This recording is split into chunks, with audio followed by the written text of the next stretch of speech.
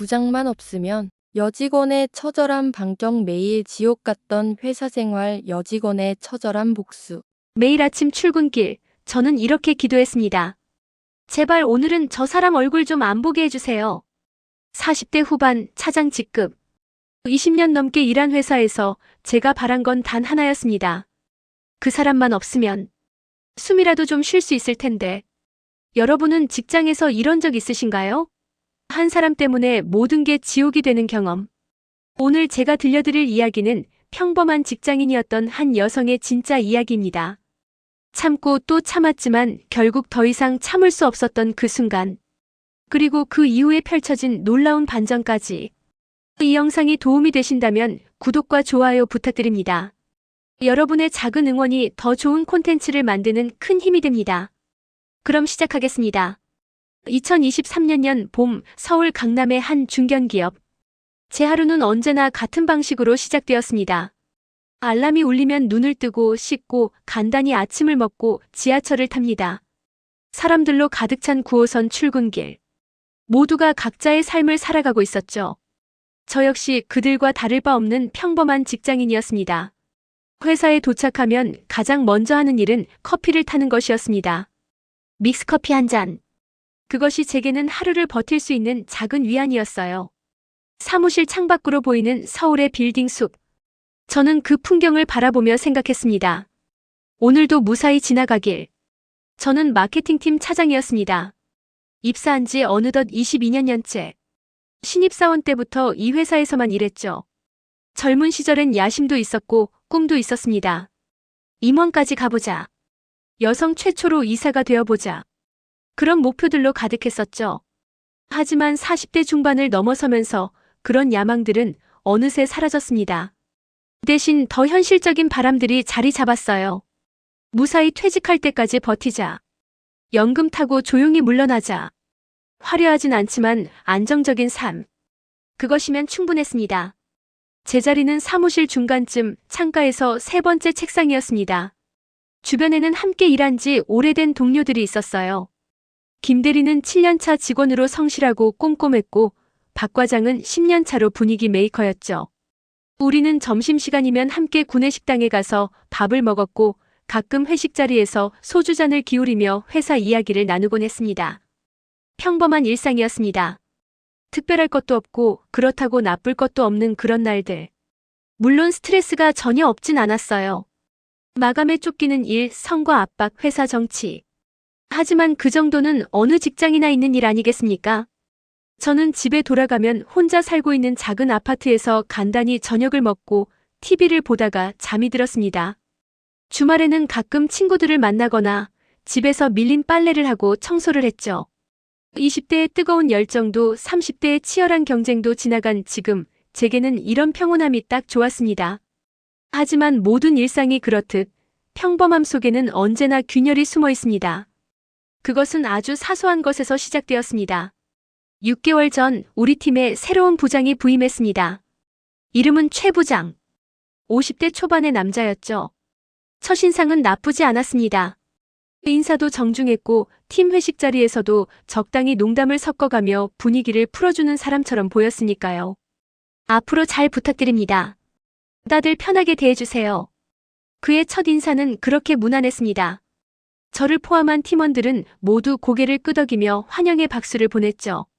새로운 상사구나. 뭐 괜찮아 보이네. 그때만 해도 저는 그렇게만 생각했습니다. 처음 한 달은 정말 괜찮았습니다. 최 부장은 업무 지시도 명확했고 회의 때도 팀원들의 의견을 잘 들어주는 것처럼 보였어요. 이번 부장은 괜찮은 사람인가 보다. 저는 안심했습니다. 지난 몇 년간 여러 상사를 거치며 조직 생활의 희로애락을 다 겪었던 터라 좋은 상사를 만나면 그것만으로도 감사한 일이었으니까요. 그런데 어느 순간부터였을까요? 작은 신호들이 나타나기 시작했습니다. 처음엔 농담처럼 시작되었습니다. 차장님, 오늘 좀 피곤해 보이네요. 나이 들면 관리 좀 해야죠. 사무실에서 서류를 정리하고 있는데 뒤에서 들려온 그의 목소리. 저는 애써 웃으며 대답했습니다. 요즘 프로젝트 때문에 좀 바빴어요. 그런 말들이 자꾸 반복되었습니다. 여자들은 40 넘으면 체력이 안 되나 봐. 우리 차장님은 결혼도 안 하고 혼자 사니까 외로워 보여. 처음엔 그냥 무신경한 농담이려니 생각했습니다. 하지만 점점 그 빈도가 잦아졌고 내용도 더 불편해졌습니다. 회의 시간에도 변화가 생겼습니다. 제가 의견을 내면 차장님은 좀 보수적이시네요. 시대가 변했는데 라며 묵살하는 일이 잦아졌어요. 반면 남자 과장이 비슷한 의견을 내면 오, 그거 괜찮은데요? 하고 받아들였습니다. 처음엔 우연이라고 생각했지만 그것이 패턴이 되어가고 있었습니다. 가장 불편했던 건 신체적 거리였습니다. 복사기 앞에서 서류를 뽑고 있는데 뒤에서 다가와 어깨 너머로 화면을 보는 것. 뭐 하세요? 하고 물으면 아, 그냥 확인 좀. 그의 입김이 느껴질 만큼 가까운 거리였습니다. 저는 자연스럽게 한 발짝 비켜섰지만 마음속에선 무언가 불편한 감정이 차올랐습니다. 하지만 저는 참았습니다. 별일 아니야. 과민 반응하는 거야. 스스로를 다독였죠. 직장 생활이란 게 원래 그런 거 아닙니까? 조금 불편한 일이 있어도 웃어넘기고 참고 적응하는 것. 특히 상사라면 더더욱 그래야 한다고 배워왔습니다. 주변 동료들에게 조심스럽게 물어봤습니다. 너희도 부장님이 좀 그런 것 같지 않아? 김 대리는 고개를 가웃거렸습니다. 저한테는 괜찮으신데요. 차장님한테만 그런 건 아닐까요? 박 과장은 어깨를 으쓱했습니다. 뭐 좀 까칠하긴 한데 그 정도야 어느 부장이나 비슷하죠. 그랬습니다. 아무도 제 불편함을 이해하지 못했어요. 아니, 어쩌면 보려하지 않았던 걸지도 모르겠습니다. 저 역시 확신이 없었습니다. 내가 예민한 건가? 나만 이상하게 느끼는 건가? 밤에 집에 돌아가면 침대에 누워 천장을 바라보곤 했습니다. 작은 아파트의 천장. 거기엔 아무 대답도 없었지만 저는 자꾸만 질문했습니다. 이게 정말 문제가 있는 걸까? 아니면 내가 오버하는 걸까? 그렇게 또 한 달이 지났습니다. 평범한 일상은 계속되었고 저는 여전히 매일 아침 출근했습니다. 커피를 타고 업무를 처리하고 점심을 먹고 또 일했습니다. 표면적으로는 아무 문제가 없었습니다. 하지만 제 마음속 어딘가에선 작은 경고음이 울리기 시작했습니다. 아직은 희미했지만 분명히 거기 있었습니다. 무언가 잘못되어 가고 있다는 신호. 그리고 그 신호는 곧 현실이 될 예정이었습니다. 그날은 금요일 오후였습니다. 일주일을 마무리하는 금요일. 보통이라면 주말을 앞두고 마음이 가벼워지는 날이죠. 하지만 저에게 그날 오후는 전혀 다른 의미였습니다. 제 직장 생활에서, 아니, 제 인생에서 무언가가 확실히 틀어지기 시작한 날이었으니까요. 오후 3시쯤이었습니다. 저는 책상에서 다음 주 마케팅 기획안을 정리하고 있었어요. 클라이언트 미팅이 월요일로 잡혀 있었기에 자료를 완벽하게 준비하고 싶었습니다. 22년 경력이지만, 아니 22년 경력이기에 더욱 꼼꼼하게 확인하고 또 확인했죠. 차장님 잠깐 들어오세요. 최 부장의 목소리가 들렸습니다. 그의 사무실 문이 살짝 열려 있었어요. 저는 노트북을 들고 그의 방으로 들어갔습니다. 별다른 예감 없이 그저 업무 지시가 있겠거니 생각하면서요. 네, 부장님. 무슨 일이세요? 최 부장은 의자에 앉아 저를 바라봤습니다. 그의 표정이 평소와 달랐어요. 뭔가 불편한, 아니 불쾌한 기색이 역력했습니다. 이번 기획안 말이에요. 그가 책상 위에 서류를 손가락으로 탁탁 쳤습니다. 제가 어제 제출했던 초안이었죠. 이게 뭡니까? 차장이 만든 게 이 수준이에요? 순간 가슴이 철렁했습니다. 저는 그 기획안에 일주일 넘게 매달렸었어요. 시장 조사부터 경쟁사 분석, 예산 계획까지 빈틈없이 준비했다고 자부했습니다. 어느 부분이 문제인지 말씀해 주시면 수정하겠습니다. 저는 최대한 침착하게 대답했습니다. 하지만 최 부장의 다음 말은 제가 예상했던 것과 전혀 달랐어요. 문제가 어디냐고요? 전체가 다 문제죠. 이런 걸 가지고 클라이언트한테 가려고 했어요? 우리 회사 망신시키려고. 목소리가 점점 커졌습니다. 사무실 밖의 동료들도 들을 수 있을 만큼요. 저는 얼굴이 화끈거렸습니다. 구체적으로 어떤 부분을? 구체적으로? 하나부터 10까지 다 엉망이라니까요. 차장님, 22년 동안 대체 뭘 배운 거예요? 신입사원도 이것보단 낫겠어. 그 말을 듣는 순간 제 안에서 무언가가 꿈틀거렸습니다. 분노, 굴욕, 아니면 둘 다였을까요? 하지만 저는 꾹 참았습니다. 이를 악물고 참았어요. 죄송합니다. 다시 만들어 오겠습니다. 주말 동안 다시 만들어 오세요. 월요일 아침까지요. 당연히 야근 수당 같은 거 기대하지 말고요. 저는 고개를 숙였습니다. 네, 알겠습니다. 그렇게 대답하고 그의 방을 나왔습니다. 다리가 후들거렸어요. 책상으로 돌아오는 짧은 거리가 마치 1km처럼 느껴졌습니다. 자리에 앉자마자 김 대리가 조심스럽게 물었습니다. 차장님 괜찮으세요? 응, 괜찮아. 괜찮을 리가 없었습니다. 하지만 그렇게 말할 수밖에 없었어요. 동료들 앞에서 무너지는 모습을 보이고 싶지 않았습니다. 그날 저녁 집에 돌아왔을 때 저는 소파에 주저앉았습니다. 현관문도 제대로 닫지 못하고요. 눈물이 왈칵 쏟아졌습니다. 얼마나 울었는지 모르겠어요. 한참을 울고 나서야 정신을 차릴 수 있었습니다. 왜 나한테만 저러는 걸까? 의문이 꼬리를 물었습니다. 분명 제 기획안은 괜찮았어요. 완벽하진 않더라도 22년 차 차장의 실력은 충분히 담겨 있었습니다. 그런데 왜 저렇게 모욕적으로 대하는 걸까요? 주말 내내 저는 기획안을 수정했습니다. 아니, 거의 새로 만들었다고 해야 맞겠네요. 토요일 아침부터 일요일 밤까지 밥도 제대로 먹지 않고 컴퓨터 앞에 앉아 있었습니다. 이번엔 완벽하게 만들어야 해. 더 이상 저런 모욕은 못 참아. 월요일 아침 저는 새로 만든 기획안을 최 부장에게 제출했습니다. 그는 대충 훑어보더니 고개를 끄덕였어요. 이제야 좀 봐줄만 하네요. 처음부터 이렇게 하지. 칭찬이 아니었습니다. 그저 비난이 조금 덜한 것뿐이었죠. 하지만 저는 안도했습니다. 이제 끝이구나. 이제 좀 조용해지겠지. 하지만 그것은 시작에 불과했습니다. 그 다음 주부터 최 부장의 태도는 더욱 노골적으로 변했습니다. 아침에 출근하면 제일 먼저 제 책상으로 왔어요. 어제 남긴 자료 확인했어요? 아직 출근한 지 5분밖에 안 됐는데요. 5분이면 충분하죠. 차장이면 그 정도는 미리 준비하고 있어야지. 점심시간에도 마찬가지였습니다. 동료들과 밥을 먹으러 가려고 하면 차장님, 이거 좀 급한데요? 하며 일을 시켰습니다. 결국 저는 편의점에서 김밥을 사와서 책상에서 먹곤 했죠. 더 불편한 건 사적인 연락이었습니다. 퇴근 후에도 주말에도 카카오톡이 왔어요. 차장님, 내일 아침까지 이 자료 정리 좀 해주세요. 주말인데 뭐 하세요? 심심하시면 커피나 한잔 하죠. 차장님 혼자 사니까 외롭지 않아요? 마지막 메시지를 받았을 때 저는 온몸에 소름이 돋았습니다. 이건 업무가 아니었어요. 명백히 선을 넘는 것이었습니다. 어느 날 저녁 회사에서 야근을 하고 있었습니다. 사무실엔 저와 최 부장만 남아 있었어요. 9시가 넘어가자 최 부장이 제 책상으로 왔습니다. 차장님, 아직도 일해요? 피곤하시겠다. 제가 차 한 잔 사드릴게요. 아니요, 괜찮습니다. 마무리만 하면 돼요. 그래도 잠깐 쉬어가요. 저도 할 얘기가 있고요. 거절하기 어려운 분위기였습니다. 저는 마지못해 자리에서 일어났고 그는 저를 건물 1층 카페로 데리고 갔어요. 카페에는 사람이 거의 없었습니다. 구석자리에 앉자 최 부장이 입을 열었습니다. 차장님, 회사 생활 힘들죠? 뭐 그렇죠. 저도 차장님 고생하는 거 압니다. 그래서 제가 좀 챙겨주고 싶은데 차장님이 자꾸 거리를 두시니까 섭섭하네요. 챙겨준다고요?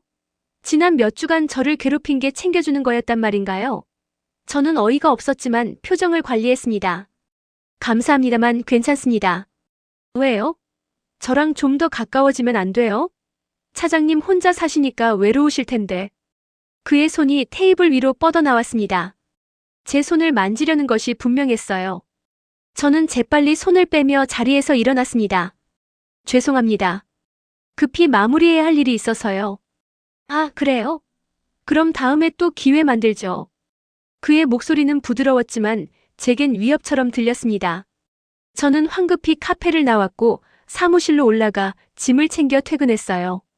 집에 오는 택시 안에서 온몸이 떨렸습니다. 이건 아니야. 이건 정말 아니야. 그날 밤 저는 잠을 이룰 수 없었습니다. 천장을 바라보며 수백 가지 생각이 머릿속을 스쳤어요. 그만둘까? 아니야, 22년을 버텼는데 지금 그만두면 연금도 날아가. 참아야 해. 조금만 더 참으면 괜찮아질 거야. 하지만 마음 한구석에선 다른 목소리가 들렸습니다. 언제까지 참을 거야? 이대로 계속 살 거야? 이건 당신의 잘못이 아니야. 그 목소리는 작았지만 점점 커져갔습니다. 마치 오랫동안 억눌러왔던 감정이 수면 위로 떠오르는 것 같았어요. 다음 날 아침 출근길 지하철에서 저는 핸드폰으로 검색했습니다. 직장 내 괴롭힘, 상사 갑질 대응법, 성희롱 신고 방법. 하나하나 읽어내려가며 저는 깨달았습니다. 내가 겪고 있는 게 비정상적인 거구나. 지금까지는 제가 민감한 건지, 제가 뭔가 잘못한 건지 확신이 없었어요. 하지만 검색 결과들을 보니 명확했습니다. 저는 직장 내 괴롭힘과 성희롱을 동시에 당하고 있었던 거예요. 그날 점심시간, 저는 처음으로 혼자 밥을 먹으러 나갔습니다. 회사 근처 작은 국밥집. 뜨거운 국물을 마시며 생각했어요. 벗어나고 싶다. 이 상황에서 벗어나고 싶다. 욕구였습니다. 간절한 욕구. 더 이상 참고 싶지 않았어요. 더 이상 그의 모욕을 듣고 싶지 않았고 그의 불편한 시선을 견디고 싶지 않았습니다. 하지만 어떻게 벗어나야 할까요? 현실적인 방법이 있을까요? 퇴사? 22년 경력을 포기하고 새로 시작하기엔 제 나이가 너무 많았습니다. 40대 후반의 여성이 이직하기란 하늘의 별 따기였죠. 신고? 그럼 회사에서 어떤 일이 벌어질까요? 혹시 제가 오히려 문제 직원으로 낙인 찍히는 건 아닐까요? 참고 버티기. 하지만 언제까지요? 정년까지 앞으로 10년이 넘게 남았는데 이 지옥을 10년 더 견딜 자신이 없었습니다. 그날 오후 사무실로 돌아왔을 때 책상 위에 포스트잇이 붙어 있었어요. 최 부장의 글씨였습니다. 5시에 제 방으로 오세요. 손이 떨렸습니다. 또 무슨 일이 벌어질까요? 또 모욕을 들어야 할까요? 아니면 더 불편한 제안을 받게 될까요? 5시가 되었습니다. 저는 심호흡을 하고 그의 방문을 두드렸어요. 들어오세요. 문을 열고 들어갔습니다. 최 부장은 의자에 앉아 저를 바라봤어요. 그의 표정엔 묘한 미소가 걸려 있었습니다.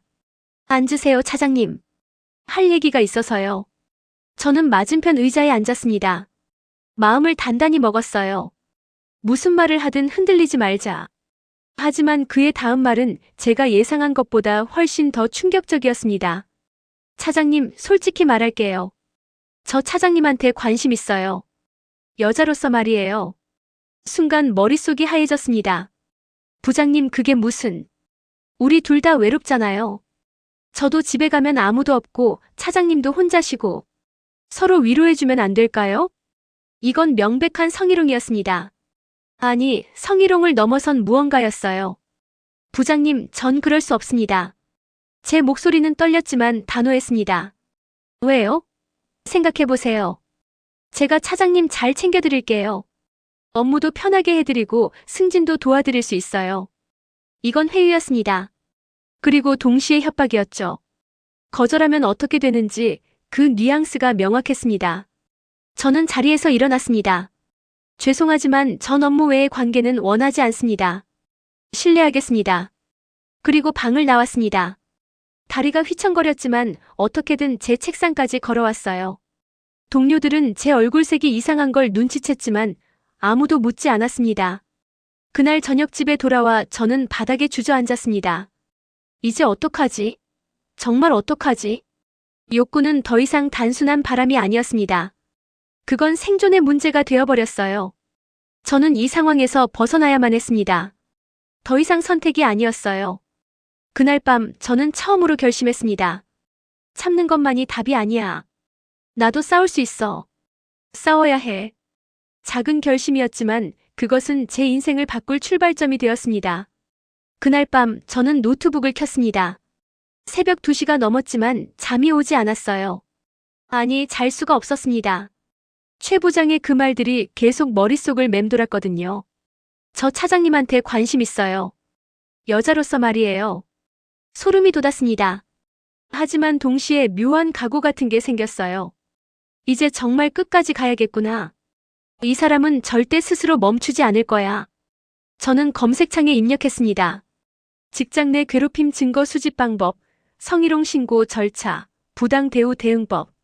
하나하나 꼼꼼히 읽어내려갔어요. 22년간 마케팅 일을 하며 시장 조사하고 데이터 분석하던 그 꼼꼼함으로요. 첫 번째로 알게 된 것. 증거가 가장 중요하다는 사실이었습니다. 말만으로는 부족합니다. 날짜, 시간, 상황, 증인까지 명확한 기록이 필요합니다. 한법률 블로그의 글귀였어요. 저는 고개를 끄덕였습니다. 그래, 증거. 확실한 증거를 모아야 해. 다음 날 아침 저는 출근하자마자 새 노트를 하나 샀습니다. 회사 근처 문구점에서 산 평범한 검은색 노트. 겉표지에는 아무것도 쓰여 있지 않았지만 그 안에는 제 반격이 시작될 예정이었습니다. 첫 페이지에 저는 제목을 적었습니다. 기록. 그리고 그 아래 날짜를 적기 시작했어요. 2023년 4월 14일 금요일 오후 3시. 최 부장이 기획안을 보고 신입사원도 이것보단 낫겠다고 말함. 사무실 전체가 들을 수 있는 목소리로. 2023년 4월 18일 화요일 저녁 9시. 야근 중 1층 카페로 불러내 좀 더 가까워지자며 손을 잡으려 함. 2023년 4월 21일 금요일 오후 5시. 사무실에서 노골적인 성적 제안을 함. 하나하나 적어 내려가며 저는 깨달았습니다. 이렇게 정리하니 제가 얼마나 많은 일을 겪었는지 명확해지더군요. 머릿속에서 뒤죽박죽이던 감정들이 객관적인 사실로 정리되었어요. 그날부터 저의 일과가 달라졌습니다. 출근하면 가장 먼저 하는 일이 전날의 기록을 정리하는 것이었어요. 퇴근 후 집에 오면 그날 있었던 일들을 빠짐없이 노트에 적었습니다. 5월 2일 월요일 오전 10시. 회의 중 제 의견을 시대에 뒤떨어진 생각이라고 일축함. 같은 내용을 박 과장이 말했을 때는 좋은 아이디어라고 칭찬함. 5월 7일 토요일 오후 3시. 주말임에도 카카오톡으로 심심하면 커피나 한잔하자는 메시지 받음. 스크린샷 저장. 특히 카카오톡 메시지는 모두 스크린샷으로 저장했습니다. 날짜와 시간이 명확히 찍혀 있었거든요. 그리고 그것들을 클라우드에 백업했어요. 혹시라도 핸드폰을 잃어버리거나 메시지가 삭제될 경우를 대비해서요. 하지만 기록만으로는 부족했습니다. 저는 더 확실한 증거가 필요했어요. 어느 날 저는 온라인 쇼핑몰에서 작은 녹음기를 주문했습니다. 펜처럼 생긴 초소형 녹음기였어요. 가격은 8만 원 정도. 제게는 작은 돈이 아니었지만 망설이지 않았습니다. 이거면 충분할 거야. 택배가 도착한 날 저는 사용법을 익히는데 1시간을 썼습니다. 버튼 하나로 녹음이 시작되고 다시 한번 누르면 멈춥니다. 간단했어요. 그리고 무엇보다 눈에 띄지 않았습니다. 다음 날부터 저는 그 녹음기를 가슴 주머니에 넣고 다녔습니다. 최 부장과 대화할 때마다 조심스럽게 녹음 버튼을 눌렀어요. 손이 떨렸지만 해야만 했습니다. 차장님, 요즘 얼굴이 어두운데 제가 좀 기분 풀어드릴까요? 부장님, 업무 얘기만 해주시면 감사하겠습니다. 왜 그렇게 차갑게 구세요? 우리 좀 더 친해지면 안 돼요?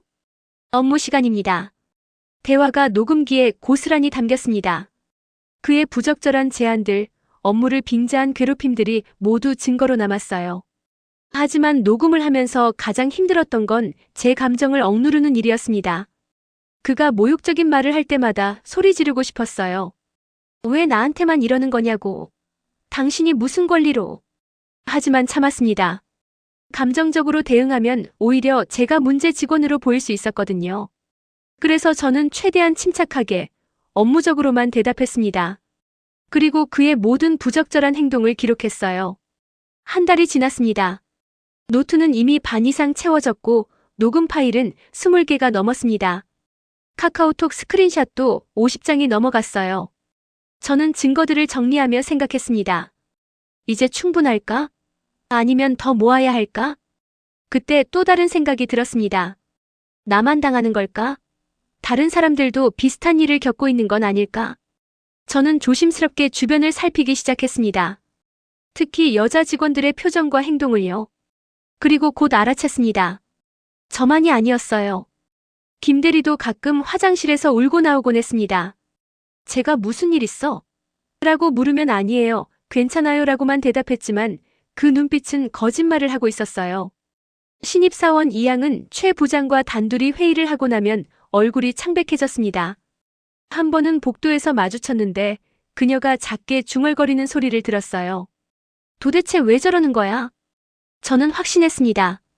내가 처음이 아니구나. 그리고 마지막도 아닐 거야. 어느 날 점심시간 저는 김대리를 따로 불러냈습니다. 회사 근처 조용한 카페였어요. 대리님, 솔직히 물어봐도 될까요? 부장님한테 힘든 일 있죠? 김대리는 잠시 망설이다가 고개를 끄덕였습니다. 어떻게 하셨어요? 나도 비슷한 일을 겪고 있어서. 우리만 그런 게 아닌 것 같아서 물어본 거야. 김대리의 눈에 눈물이 고였습니다. 차장님, 저 정말 힘들어요. 맨날 시키는 일도 많고 야근도 저만 시키고. 그리고 가끔 이상한 말을 해요. 제 외모에 대해서 이러쿵저러쿵. 기분이 너무 나빠요. 저는 김대리의 손을 잡았습니다. 나도 똑같아. 우리 함께 대응하면 안 될까? 대응이요? 어떻게 해요? 신고하면 우리가 회사에서 찍히는 거 아니에요? 김대리의 걱정은 당연했습니다. 저도 같은 두려움이 있었으니까요. 그래서 준비가 필요해. 확실한 증거를 모으는 거야. 그래야 우리를 보호할 수 있어. 증거요? 응. 나 지금까지 한 달 넘게 모든 걸 기록하고 있어. 날짜, 시간, 내용 전부. 녹음도 하고 있고. 김대리의 눈이 커졌습니다. 정말이요?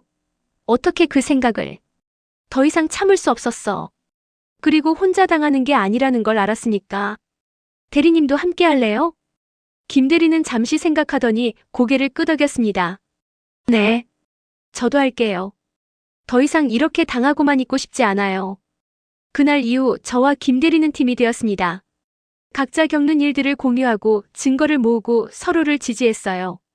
혼자일 때는 너무 무겁고 두려웠던 짐이 둘이서 나누니 조금은 견딜만해졌습니다. 저희는 또 다른 피해자가 있는지 조심스럽게 알아봤습니다.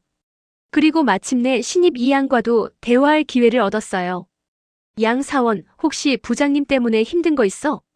이양은 처음엔 부인했습니다.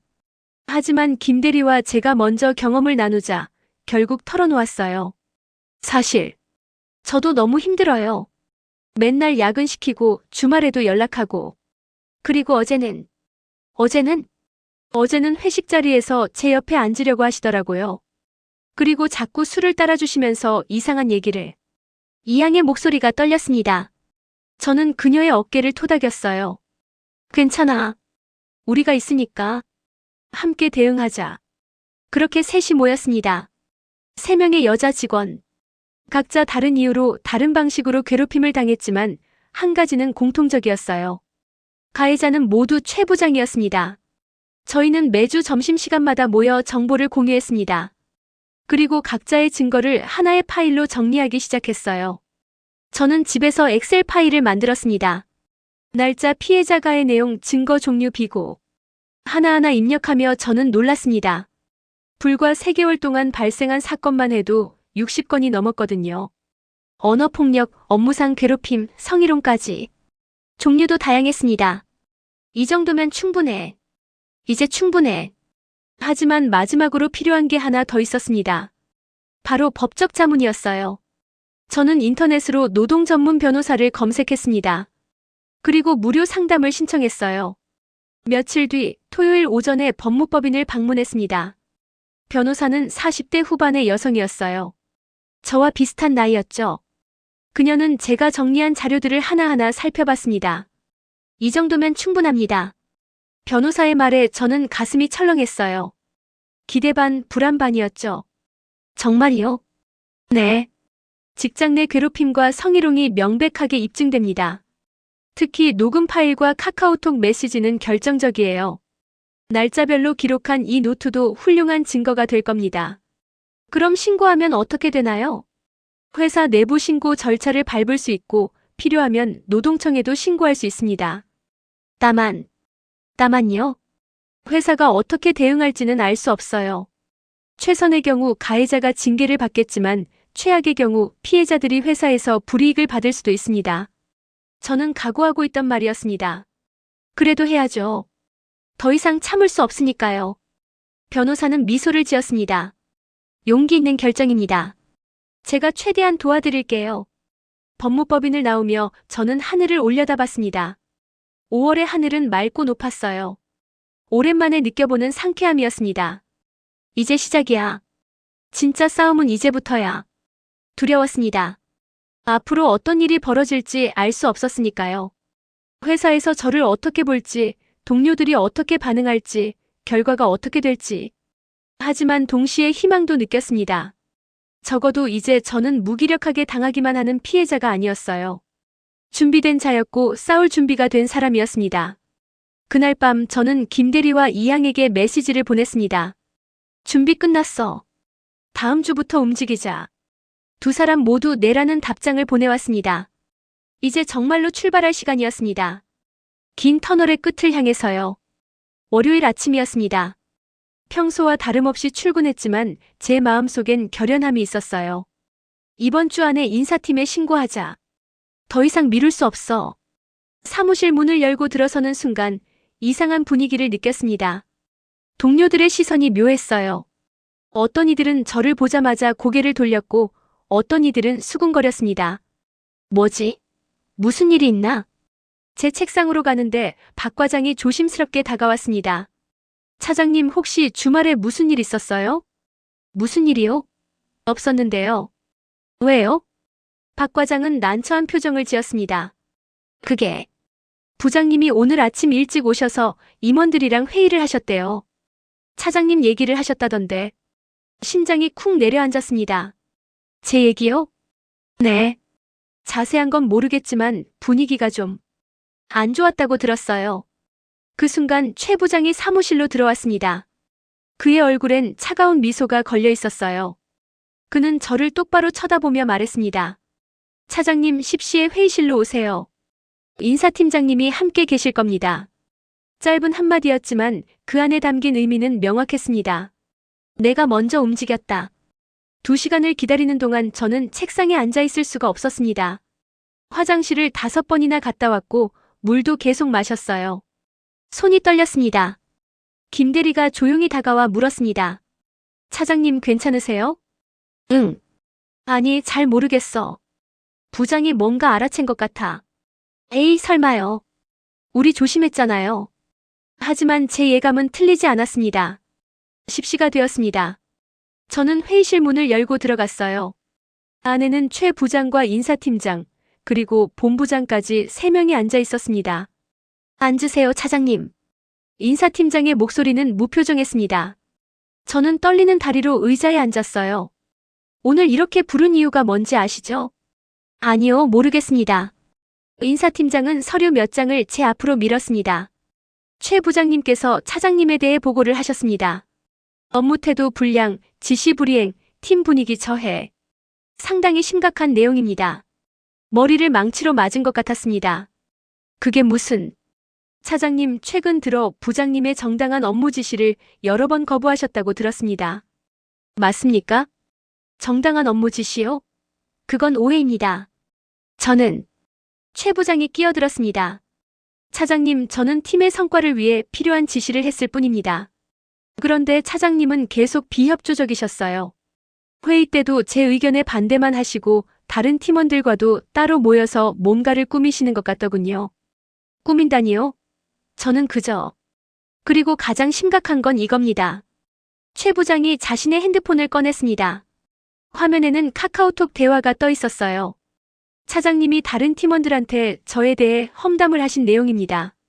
부장만 없으면 회사가 편할 텐데 저 사람 때문에 매일 지옥이다. 이런 메시지들을 주고받으셨죠? 순간 머릿속이 하얘졌습니다.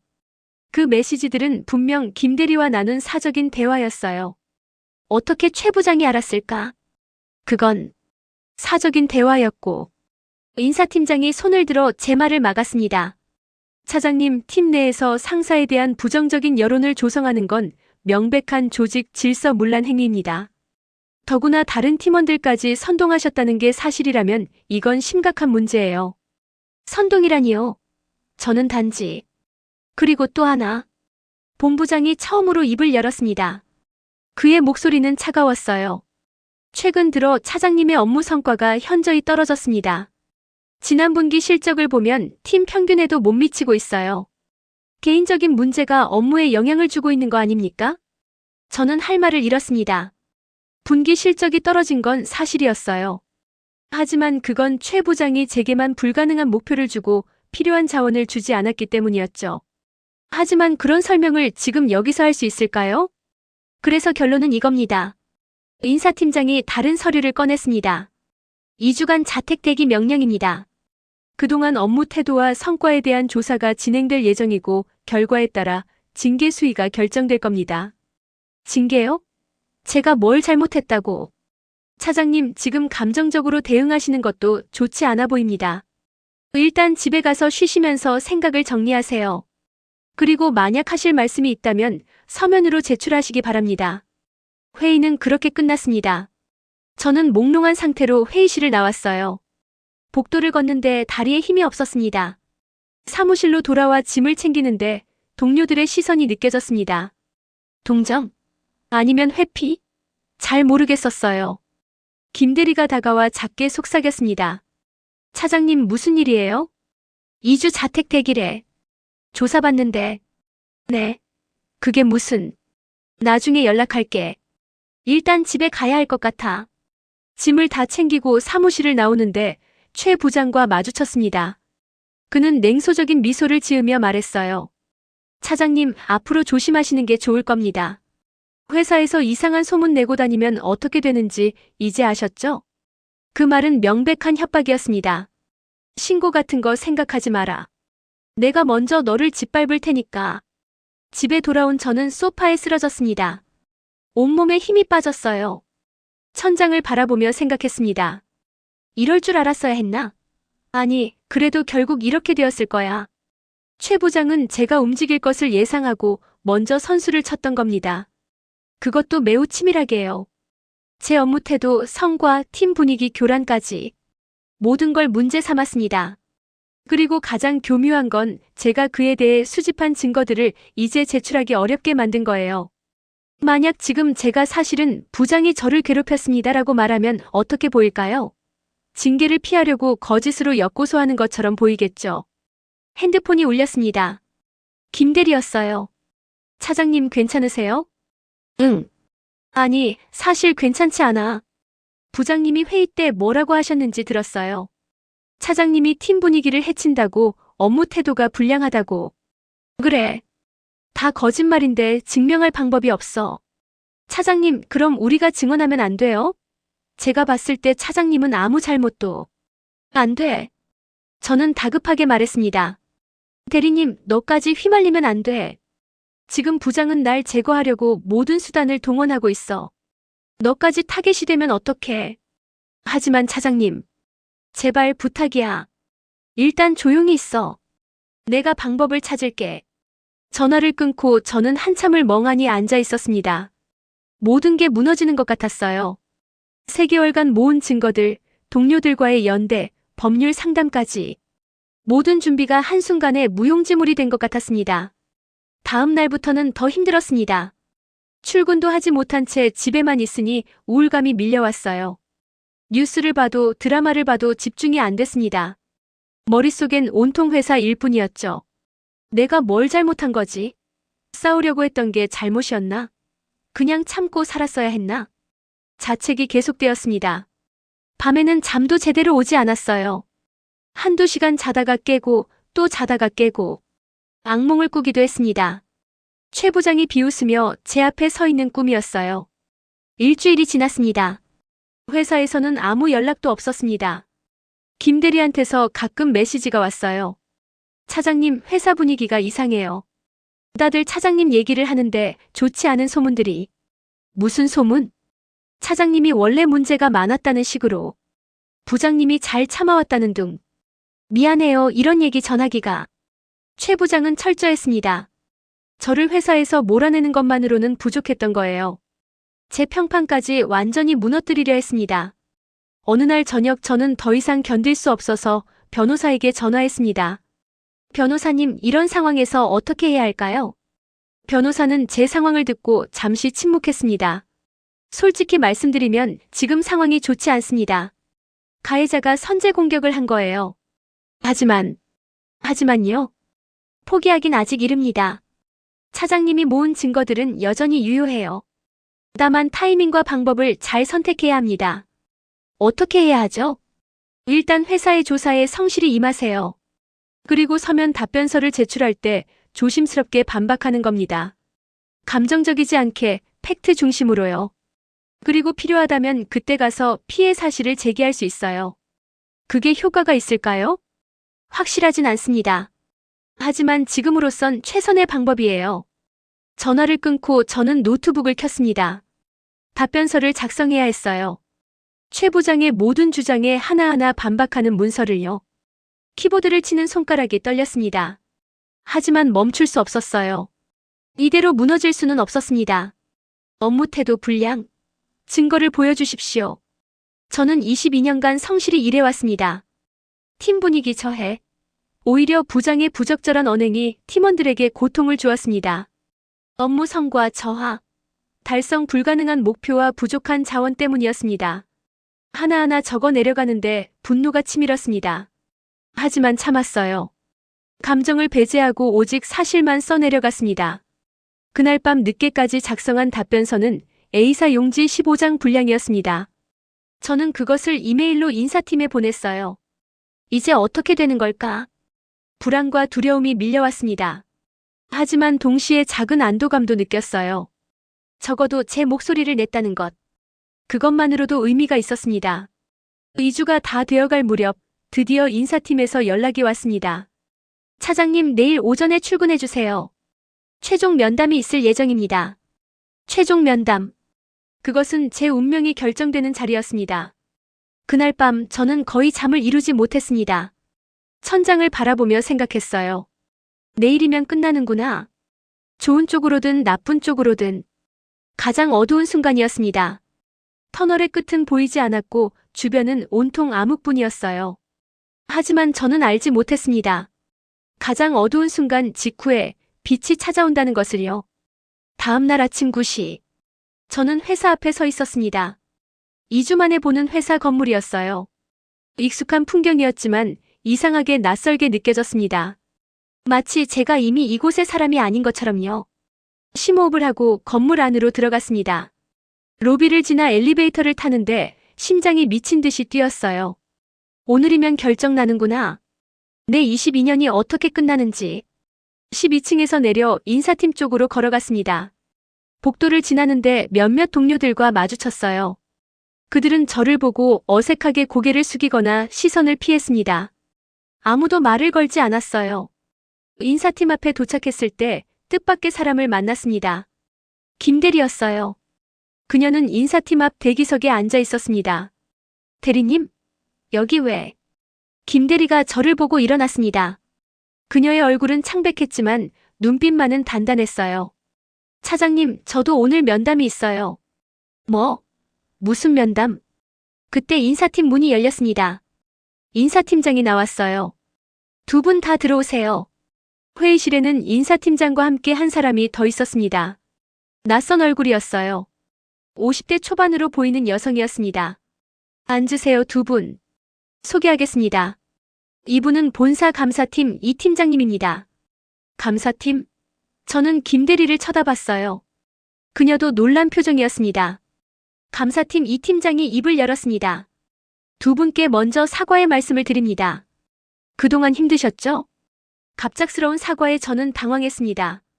저희가 뭔가 잘못 알고 계시는 것 같은데. 아니요, 잘못 알고 있는 건 회사였습니다. 이 팀장은 서류 몇 장을 꺼냈습니다. 일주일 전 우리 감사팀에 익명의 제보가 들어왔습니다. 마케팅팀 최 부장의 직장 내 괴롭힘과 성희롱에 관한 내용이었어요. 심장이 멎는 줄 알았습니다. 익명 제보요? 네. 제보자는 신원을 밝히지 않았지만 매우 구체적인 증거들을 제공했습니다. 날짜별 기록, 녹음 파일, 카카오톡 스크린샷까지요. 저는 김대리를 봤습니다. 그녀도 저를 봤어요. 우리 둘 다 같은 생각을 했습니다. 이 팀장이 계속 말했습니다. 처음에는 단순 고충 제기인 줄 알았습니다. 하지만 내용을 검토하면서 이건 체계적인 조사가 필요한 사안이라고 판단했어요. 그래서 지난 일주일간 극비리에 조사를 진행했습니다. 조사를요? 네. 마케팅팀 전체 직원들과 개별 면담을 실시했고 최 부장의 과거 행적도 조회했습니다. 그리고 이 팀장은 잠시 멈췄다가 무거운 목소리로 말했습니다. 최 부장은 이번이 처음이 아니었습니다. 네. 3년 전 이전 부서에서도 비슷한 문제가 있었어요. 당시에는 피해자가 조용히 사직했고 문제가 묻혔죠. 우리가 제대로 조사하지 못한 겁니다. 인사팀장이 미안한 표호로 말했습니다. 차장님, 2주 자택 대기 조치에 대해 진심으로 사과드립니다. 당시 우리는 최 부장의 주장만 듣고 성급하게 판단했어요. 저는 믿을 수가 없었습니다. 이게 꿈인가 싶었어요. 그럼 저는 차장님에 대한 모든 혐의는 근거 없는 것으로 판명되었습니다. 오히려 최 부장이 선제적으로 차장님을 모함한 것으로 보입니다. 눈물이 왈칵 쏟아졌습니다. 2주간 억눌렀던 감정이 한꺼번에 터져나왔어요. 죄송합니다. 정말. 김대리가 제 손을 잡았습니다. 그녀의 손도 떨리고 있었어요. 이 팀장이 물을 따라 건네주며 말했습니다. 진정하세요. 이제 괜찮습니다. 그리고 김대리님. 김대리가 고개를 들었습니다. 대리님도 용기 내주셔서 감사합니다. 어제 대리님이 직접 감사팀을 찾아와 증언해 주셨죠? 네. 저는 더 이상 가만히 있을 수 없었어요. 차장님이 억울하게 당하는 걸 보고만 있을 수 없었습니다. 저는 김대리를 봤습니다. 그녀는 울고 있었어요. 대리님, 차장님 미안해요. 처음엔 무서워서 가만히 있었어요. 쟤까지 잘리면 어쩌나 싶어서. 하지만 차장님이 2주 동안 혼자 힘들어하시는 걸 보니까 제가 너무 비겁한 것 같았어요. 고마워. 정말 고마워. 두 사람은 한참을 울었습니다. 감사팀 이 팀장과 인사팀장은 조용히 기다려줬어요. 잠시 후 감정이 진정되자 이 팀장이 다시 말했습니다. 그리고 또 한 가지 알려드릴 게 있습니다. 익명 제보자의 신원을 저희가 추적했는데 이양이죠? 저는 확신에 차서 말했습니다. 아니요. 네. 제보자는 박 과장이었습니다. 저와 김대리는 동시에 눈이 커졌습니다. 박 과장이요? 하지만 그 사람은 박 과장은 모든 걸 보고 있었습니다. 차장님과 김대리님이 증거를 모으는 것도 최 부장의 괴롭힘도. 그는 10년 넘게 이 회사에 있으면서 비슷한 일들을 여러 번 봤다고 하더군요. 이 팀장이 서류를 넘기며 설명했습니다. 박 과장은 차장님이 자택대기 명령을 받은 날 밤 차장님 집 앞까지 찾아갔다고 합니다. 하지만 초인종을 누르지 못했대요. 자신이 나서면 상황이 더 복잡해질까봐. 그래서 대신 저희 감사팀에 모든 자료를 제출한 겁니다. 차장님이 모았던 증거들, 김대리님의 증언 내용, 그리고 자신이 직접 목격한 것들까지. 저는 할 말을 잃었습니다. 박 과장. 항상 눈치만 보고 적당히 넘어가는 사람이라고 생각했던 그 사람이 저를 도와준 것이었습니다. 그분, 괜찮을까요? 혹시 불이익을? 걱정 마세요. 내부 제보자는 법적으로 보호받습니다. 그리고 박 과장의 용기 덕분에 이 문제가 수면 위로 드러났어요. 인사팀장이 덧붙였습니다. 그리고 조사 과정에서 다른 사실들도 드러났습니다. 최 부장은 회사 경비를 부적절하게 사용한 정황도 있고 허위 보고서를 제출한 기록도 있더군요. 그래서 오늘 오전 긴급 임원회의가 열렸습니다. 이 팀장이 말했습니다. 최 부장은 즉시 직위 해제되었고 징계 절차에 들어갔습니다. 해임 수위의 중징계가 예상됩니다. 저는 믿을 수가 없었습니다. 불과 어제까지만 해도 제가 끝날 것 같았는데 하루 만에 모든 게 뒤바뀐 겁니다. 그리고 차장님. 이 팀장이 저를 똑바로 쳐다봤습니다. 회사를 대표해서 다시 한번 사과드립니다. 차장님이 용기 내서 싸우지 않았다면 이 문제는 영원히 묻혔을 겁니다. 감사합니다. 저는 그냥 괜찮습니다. 천천히 쉬세요. 오늘은 이만 돌아가셔도 됩니다. 다음 주부터 정상 출근하시면 되고 필요하시면 심리 상담 지원도 받으실 수 있습니다. 회의실을 나왔을 때 다리에 힘이 풀렸습니다. 김대리가 저를 부축했어요. 차장님 괜찮으세요? 응. 아니, 잘 모르겠어. 이게 현실인지. 복도를 걷는데 박 과장이 멀리서 저희를 봤습니다. 그는 잠시 망설이다가 다가왔어요. 차장님, 김대리님. 저는 박 과장을 봤습니다. 그의 얼굴엔 미안함과 안도가 섞여 있었어요. 과장님, 감사합니다. 아니에요. 제가 진작 용기를 냈어야 했는데. 죄송합니다. 아니에요. 과장님이 아니었으면 저희 어떻게 됐을지 몰라요. 박 과장이 쓴웃음을 지었습니다. 사실 저도 예전에 비슷한 일을 겪었어요. 다른 부서에서요. 그때 아무도 도와주지 않았거든요. 그래서 이번에는 제가 도와야겠다고 생각했습니다. 세 사람은 잠시 말없이 서 있었습니다. 커피나 한잔 하시죠. 김대리의 제안에 저희는 1층 카페로 내려갔습니다. 테이블에 앉아 커피를 마시는데 이상하게 모든 게 생생했어요. 커피 향기, 창밖 풍경, 옆에 앉은 동료들의 존재. 차장님, 이제 어떻게 하실 거예요? 김대리가 물었습니다. 글쎄, 일단 회사는 계속 다녀야겠지. 아직 10년도 더 남았는걸. 맞아요. 우리가 이긴 거예요. 우리가. 박 과장이 조용히 말했습니다. 하지만 조심하세요. 회사가 완벽하게 바뀐 건 아니니까. 또 다른 최 부장이 있을 수 있어요. 알아요. 하지만 이제는 알잖아요. 혼자가 아니라는 걸. 그리고 싸울 수 있다는 걸. 저는 두 사람을 봤습니다. 과장님, 대리님. 정말 고마워요. 두 분이 없었으면 전 포기했을 거예요. 저희도요, 차장님. 차장님이 먼저 용기 내지 않았으면 우리도 계속 참고 살았을 거예요. 그날 오후 저는 회사를 나와 집으로 걸어갔습니다. 지하철 대신 걸어가고 싶었어요. 5월의 바람이 상쾌했습니다. 공원을 지나는데 벤치에 앉고 싶어졌습니다. 한참을 앉아서 하늘을 봤어요. 구름이 천천히 흘러갔습니다. 핸드폰을 꺼내 변호사에게 전화했습니다. 변호사님, 저예요. 아, 차장님. 오늘 면담 어떻게 되셨어요? 이겼어요. 우리가 이겼어요. 정말이요? 어떻게? 저는 오늘 있었던 일을 다 이야기했습니다. 변호사는 조용히 듣더니 말했어요. 축하드립니다. 정말 잘하셨어요. 변호사님, 제가 깨달은 게 있어요. 뭔가요? 혼자는 약하지만 함께하면 강하다는 것. 그리고 포기하지 않으면 기회가 온다는 것. 맞습니다.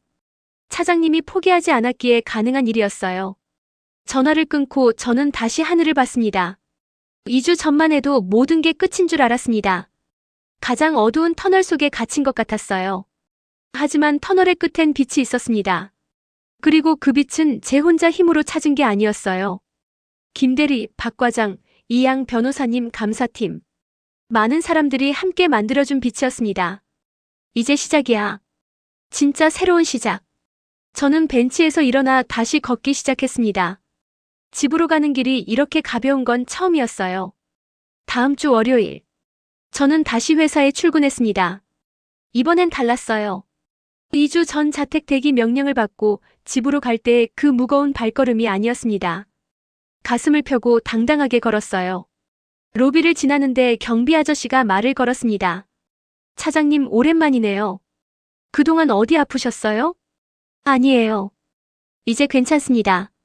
엘리베이터 안에서 몇몇 동료들과 마주쳤습니다. 그들의 표이 2주 전과 달랐어요. 회피하는 눈빛 대신 어색하지만 따뜻한 미소를 지었습니다. 차장님, 돌아오셨네요. 네, 돌아왔습니다. 12층에서 내려 사무실로 들어갔습니다. 제 책상은 그대로였어요. 누군가 깨끗이 정리해둔 것 같았습니다.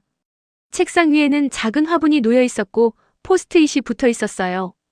차장님, 환영합니다. 마이너스 마케팅팀 일동. 저는 미소를 지었습니다. 의자에 앉아 컴퓨터를 켜는데 김대리가 다가왔어요. 차장님, 아침 드셨어요? 제가 커피 타올까요? 괜찮아. 내가 탈게. 아, 그리고 차장님. 오늘 오전 10시에 전체 회의가 있대요. 전체 회의? 네. 본부장님이 직접 주재하신대요. 저는 고개를 끄덕였습니다. 무슨 얘기가 나올지 대충 짐작이 갔어요. 10시가 되었습니다. 저는 대회의실로 갔습니다. 마케팅 본부 전체 직원 약 40명이 모여 있었어요. 자리에 앉는데 모두의 시선이 저를 향했습니다. 본부장이 앞에 섰습니다. 오늘 여러분께 중요한 말씀을 드리겠습니다. 회의실이 조용해졌습니다. 지난 2주간 우리 마케팅팀에 큰일이 있었습니다. 여러분도 어느 정도는 알고 계시겠지만 공식적으로 말씀드립니다. 본부장은 잠시 멈췄다가 말을 이었습니다. 최 부장은 직장 내 괴롭힘과 성희롱, 그리고 회사 자산 부정 사용 등의 혐의로 해임 조치되었습니다. 회의실이 술렁였습니다. 예상했던 일이지만 공식 발표는 다른 무게감이 있었어요. 이는 회사의 명백한 실수였습니다. 피해를 입은 직원들을 제대로 보호하지 못했고 문제를 조기에 발견하지 못했습니다. 본부장이 저를 봤습니다. 특히 차장님께 깊이 사과드립니다. 부당한 자택 대기 명령으로 고통을 드렸습니다. 회사는 재발 방지를 위해 직장 내 괴롭힘 신고 시스템을 전면 개편할 예정입니다. 박수 소리가 났습니다. 처음엔 조금씩, 그러다 점점 커졌어요. 저는 고개를 숙여 인사했습니다. 회의가 끝나고 자리로 돌아오는데 여러 동료들이 다가왔습니다. 차장님 고생 많으셨어요. 차장님 덕분에 회사가 좀 나아질 것 같아요. 정말 대단하세요. 전 그런 용기가 없었을 것 같아요. 감사하다는 말들이었지만 한편으로는 씁쓸했습니다. 왜 진작 아무도 나서지 않았을까? 왜 모두가 알고 있으면서 침묵했을까? 하지만 그들을 탓할 수는 없었습니다. 저도 처음엔 똑같이 침묵했으니까요. 용기를 내는 건 쉽지 않은 일이니까요. 점심시간이 되었습니다. 김대리, 박 과장과 함께 구내식당에 갔어요. 식판을 들고 자리를 찾는데 한 구석에 익숙한 모습이 보였습니다. 최 부장이었습니다. 그는 혼자 앉아 밥을 먹고 있었어요. 2주 전에 그 당당한 모습은 온데간데 없었습니다. 어깨는 축 처져 있었고 눈빛은 흔들렸어요. 저는 그를 지나쳐 자리에 앉았습니다. 하지만 자꾸 그쪽이 신경 쓰였어요. 차장님 괜찮으세요? 김대리가 걱정스럽게 물었습니다. 응, 괜찮아. 밥을 먹는데 최 부장이 자리에서 일어났습니다. 그는 식판을 들고 출구 쪽으로 걸어갔어요. 제 옆을 지나칠 때 그는 잠시 멈췄습니다. 차장님. 저는 그를 올려다봤습니다. 할 말이 있습니다. 잠깐 시간 되시겠습니까? 김대리와 박 과장이 긴장한 표우로 저를 봤어요. 저는 고개를 끄덕였습니다. 네. 밖에서 얘기하죠. 식당 밖 복도로 나왔습니다. 최 부장은 벽에 기대 섰어요. 그의 얼굴엔 피곤함이 역력했습니다. 차장님, 제가 사과하고 싶었습니다. 저는 아무 말 없이 그를 바라봤습니다. 제가 정말 잘못했습니다. 차장님한테, 김대리한테, 이양한테, 모두에게요. 왜 그러셨어요? 저는 차분하게 물었습니다. 왜 우리한테 그렇게 하신 거예요? 최 부장은 한참을 침묵했습니다. 모르겠습니다. 처음엔 그냥 팀을 장악하고 싶었어요. 상사로서 권위를 세우고 싶었죠. 그런데 어느 순간부터 선을 넘었던 것 같습니다. 그게 변명이 되나요? 아니요. 변명이 안 됩니다. 저는 그냥 제 권력을 남용했어요. 약한 사람들을 괴롭히며 제가 강한 사람인 것처럼 착각했습니다. 그의 목소리가 떨렸습니다. 집에 돌아가면 아무것도 아닌 사람이거든요. 아내와는 소원하고 아이들도 저를 피하고 회사에서라도 인정받고 싶었던 것 같습니다. 하지만 방법이 완전히 잘못됐죠. 저는 그의 말을 들으며 복잡한 감정이 들었습니다. 분노, 동정, 아니면 둘 다였을까요? 부장님, 솔직히 말씀드릴게요. 부장님 때문에 전 정말 힘들었어요. 매일 아침 출근하는 게 지옥이었고 밤마다 악몽을 꿨어요. 22년 회사 생활 중 가장 고통스러운 시간이었습니다. 최 부장은 고개를 숙였습니다. 제가 용서를 바라는 건 아닙니다. 그럴 자격이 없다는 거 압니다. 그냥 제가 얼마나 큰 잘못을 저질렀는지 알아주셨으면 했습니다. 알아요. 이제 알았을 거예요. 대가를 치르고 계시니까요. 네. 해임되고 평판도 바닥이고. 하지만 제가 받아야 할 처벌입니다. 저는 한숨을 쉬었습니다. 부장님, 한 가지만 물어볼게요. 만약 제가 신고하지 않았다면 계속 그러셨을 거예요? 최 부장은 대답하지 못했습니다. 그 침묵이 답이었죠. 그렇게 생각했어요. 그래서 제가 싸운 겁니다. 더 이상 당하지 않기 위해서요. 차장님은 용감하십니다. 저라면 못했을 거예요. 용감한 게 아니에요. 그냥 더 이상 참을 수 없었던 거죠. 생존의 문제였어요. 저는 복도 끝을 바라봤습니다. 부장님, 전 부장님을 용서할 수 있을지 모르겠어요. 아직은요. 하지만 한 가지는 바랍니다. 뭡니까? 부장님이 진심으로 반성하시고 다시는 누군가에게 그런 짓을 하지 않으셨으면 좋겠어요. 그게 제가 바라는 전부입니다. 최 부장은 고개를 깊이 숙였습니다. 명심하겠습니다. 정말 죄송합니다. 그는 그렇게 말하고 복도를 걸어 나갔습니다. 저는 그의 뒷모습을 바라봤어요. 한때 저를 짓누르던 그 거대한 그림자는 이제 초라한 한 사람의 뒷모습일 뿐이었습니다. 식당으로 돌아왔을 때 김대리가 물었습니다. 차장님 무슨 얘기하셨어요? 사과하더라. 받아주셨어요? 아직은 잘 모르겠어. 근데 적어도 그 사람도 자기가 뭘 잘못했는지는 알게 된 것 같아. 박 과장이 말했습니다. 그것만으로도 의미가 있죠. 최소한 반성은 하고 있으니까. 맞아요. 많은 가해자들이 끝까지 자기 잘못을 인정 안 하잖아요. 저는 고개를 끄덕였습니다. 오후에는 인사팀에서 다시 연락이 왔습니다. 차장님, 본부장님께서 뵙자고 하십니다. 본부장 사무실에 들어갔습니다. 그는 자리에서 일어나 저를 맞았어요. 앉으세요, 차장님. 오늘 어떠셨어요? 괜찮았습니다. 다들 따뜻하게 대해주셔서요. 다행입니다. 사실 오늘 부른 이유가 있습니다. 본부장은 서류 한 장을 꺼냈습니다. 회사에서 차장님께 보상을 하고자 합니다. 부당한 대우에 대한 위로금 그리고요? 다음 승진 대상자로 우선 검토하겠습니다. 물론 차장님의 실력과 경력을 고려한 것이지 이번 일 때문만은 아닙니다. 저는 잠시 생각했습니다. 감사합니다. 하지만 승진은 제 실력으로 쟁취하고 싶습니다. 동정 어린 승진은 원하지 않아요. 본부장이 미소를 지었습니다. 역시 차장님다우시네요. 알겠습니다. 그럼 공정하게 평가받으실 겁니다. 대신 위로금은 받으세요. 이건 회사가 당연히 해야 할 일입니다. 네, 감사합니다. 사무실을 나오며 저는 창밖을 봤습니다. 서울의 빌딩 숲. 3개월 전과 똑같은 풍경이었지만 제 눈에는 전혀 다르게 보였어요. 내가 해냈구나. 정말로 해냈어. 퇴근 시간이 되었습니다.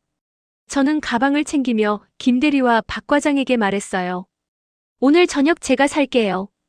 고기 먹으러 갈까요? 정말이요? 좋아요. 전 소주 한 잔 해야겠어요. 세 사람은 회사 근처 고깃집으로 갔습니다. 삼겹살을 구워 먹으며 소주잔을 부딪혔어요. 건배. 우리의 승리를 위해. 건배. 고기를 먹으며 저는 말했습니다. 여러분, 진심으로 고마워요. 여러분 없었으면 전 여기 없었을 거예요. 저희도요, 차장님. 차장님이 먼저 용기 내지 않았으면 우리도 평생 참고 살았을 거예요. 김대리가 말했습니다. 차장님, 앞으로 회사가 어떻게 바뀔까요? 글쎄, 하루아침에 완벽하게 바뀌진 않겠지. 하지만 적어도 우리가 증명했잖아. 잘못된 건 바꿀 수 있다는 걸. 박 과장이 소주잔을 들었습니다. 차장님 말씀이 맞아요. 우리가 첫 발을 뗀 거죠. 앞으로 누군가 또 부당한 일을 당하면 우리처럼 싸울 수 있을 거예요. 맞아요. 우리가 만든 길이니까. 저는 창밖을 봤습니다. 어느새 해가 지고 있었어요. 석양이 건물 사이로 스며들었습니다. 끝났구나. 진짜로 끝났어. 긴 싸움이었습니다. 3개월이라는 시간 동안 저는 지옥과 천국을 오갔어요. 절망했다가 희망을 찾고 무너졌다가 다시 일어섰습니다. 하지만 이제 정점에 섰습니다. 가장 높은 곳에서 내려다보니 그동안 걸어온 길이 보였어요. 험난했지만 가치 있는 길이었습니다. 차장님 무슨 생각하세요? 김대리의 질문에 저는 미소를 지었습니다. 그냥 여기까지 오느라 수고했다고 나 자신한테 말해주고 있어.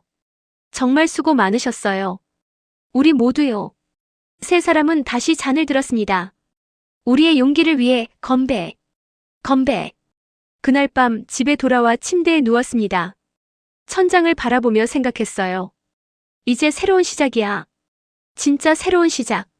정점에 올랐다는 건 이제 내려와야 한다는 뜻이기도 합니다. 하지만 두렵지 않았어요. 왜냐하면 저는 이제 알았으니까요. 싸우는 방법을. 일어서는 방법을, 그리고 함께하는 힘을요. 3개월이 흘렀습니다. 여름이 지나고 가을이 왔어요. 창밖으로 보이는 가로수들이 노랗게 물들기 시작했습니다. 계절이 바뀌는 것처럼 회사도 조금씩 변하고 있었어요. 그날도 평범한 월요일 아침이었습니다. 저는 출근길 지하철에서 핸드폰으로 뉴스를 보고 있었어요. 예전처럼 긴장하지 않았습니다. 출근이 두렵지 않았죠. 회사에 도착해 사무실 문을 열었습니다. 동료들이 아침 인사를 건넸어요. 차장님 좋은 아침이에요. 응, 좋은 아침. 다들 주말 잘 보냈어? 자연스러운 대화였습니다. 3개월 전만 해도 상상할 수 없었던 평온한 아침이었어요.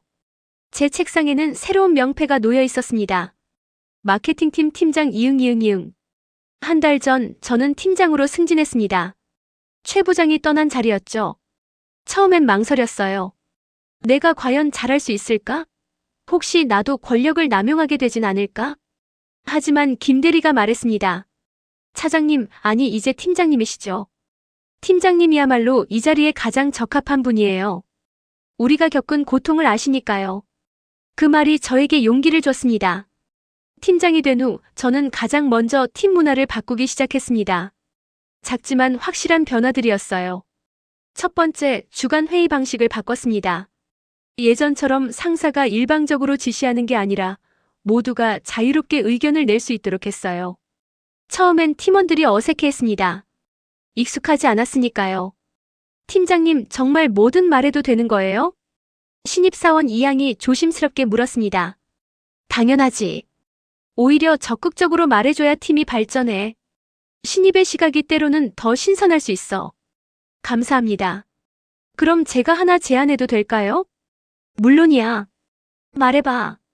이양의 제안은 신선했습니다. SNS 마케팅 전략에 대한 것이었는데 저희 세대가 놓치고 있던 부분을 잘 짚어냈어요. 좋은 의견이야. 다음 기획안에 반영해보자. 이양의 얼굴이 환해졌습니다. 인정받는다는 것. 그것이 얼마나 중요한지 저는 너무나 잘 알았으니까요. 두 번째 변화는 야근 문화였습니다.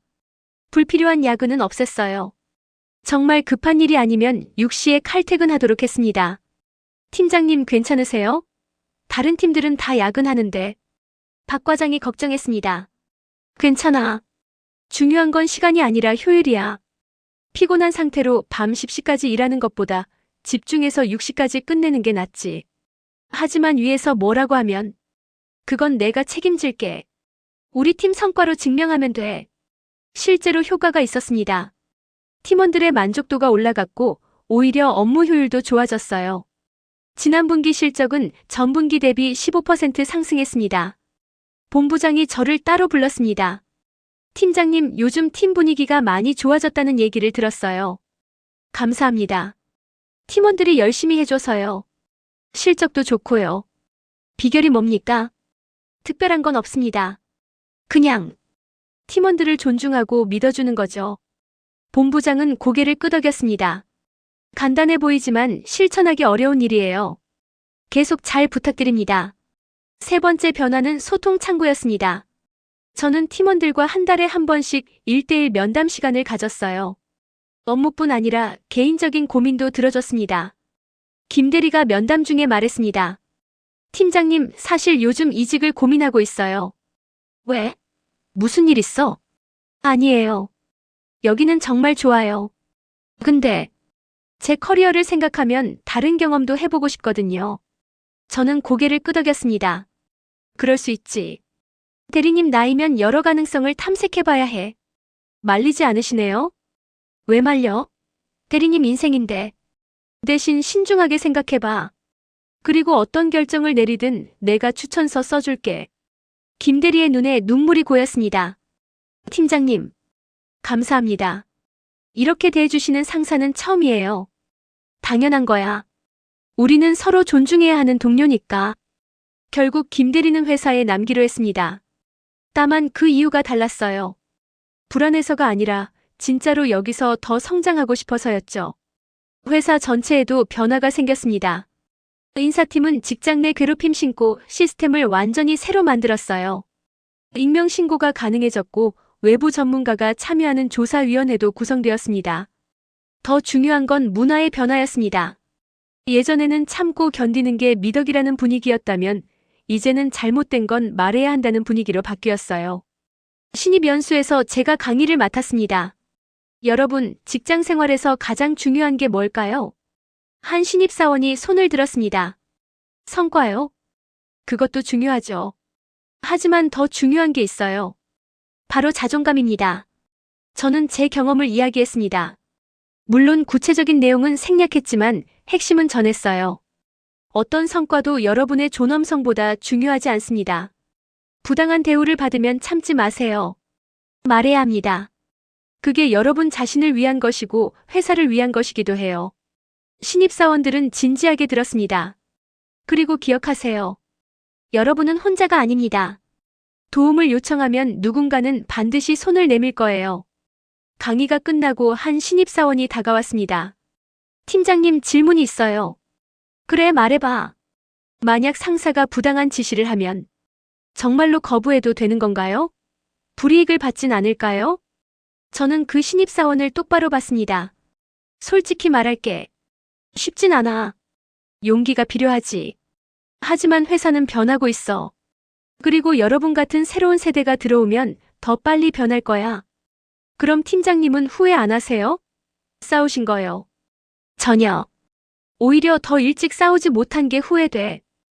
점심시간이었습니다. 저는 김대리, 박 과장, 이 양과 함께 구내식당에 갔어요. 예전처럼 자연스러웠습니다. 팀장님, 다음 주 프레젠테이션 제가 해도 될까요? 이 양이 물었습니다. 물론이지. 내가 준비한 거니까 내가 발표하는 게 맞아. 감사합니다. 열심히 준비할게요. 박 과장이 웃으며 말했습니다. 우리 양 사원 요즘 많이 자신감 생겼네. 네. 팀 분위기가 좋아서요. 제 의견도 존중받는다는 느낌이 들어요. 김 대리가 덧붙였습니다. 맞아. 예전이랑 정말 다르지. 이제는 출근이 즐거워. 저는 그 말을 듣고 미소를 지었습니다. 그래, 이게 제대로 된 조직이야. 어느 날 오후 인사팀 이 팀장에게서 연락이 왔습니다. 팀장님, 잠깐 시간 되세요? 감사팀 사무실로 갔습니다. 이 팀장이 서류를 보여줬어요. 팀장님께 알려드리고 싶은 게 있어요. 지난 3개월간 직장 내 괴롭힘 신고가 5건 들어왔습니다. 5건이나요? 네. 예전 같으면 묻혔을 일들이에요. 하지만 팀장님 사건 이후로 사람들이 용기를 내기 시작했어요. 그 사건들은 어떻게 됐나요? 모두 조사가 진행 중이고 일부는 이미 조치가 완료됐습니다. 가해자 징계, 피해자 보호 조치 등이요. 저는 안도감을 느꼈습니다. 다행이네요. 더 이상 피해자가 혼자 고통받지 않아도 되는 거네요. 맞습니다. 팀장님이 만드신 변화예요. 아니에요. 저 혼자 한 게 아니에요. 많은 사람들이 함께 만든 변화죠. 퇴근길이었습니다. 저는 지하철 대신 걸어가기로 했어요. 가을 저녁 공기가 상쾌했습니다. 공원을 지나는데 벤치에 앉고 싶어졌습니다. 몇 달 전에도 여기 앉았었죠. 그때와 지금은 너무 달랐어요. 그때는 불안했습니다. 내가 이길 수 있을까? 혹시 모든 걸 잃는 건 아닐까? 하지만 지금은 평온했습니다. 싸웠고 이겼고 변화를 만들었으니까요. 핸드폰이 울렸습니다. 친구에게서 온 메시지였어요.